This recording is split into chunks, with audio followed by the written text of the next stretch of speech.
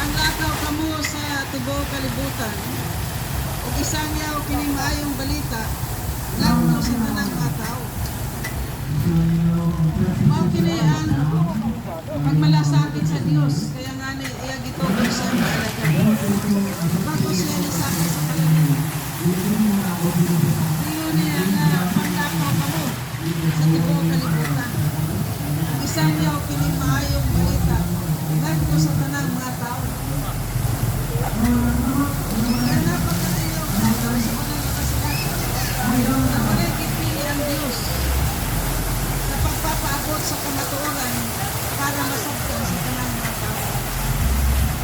Ay wala gingon diri nga Pilipino lang ang dapat malingon.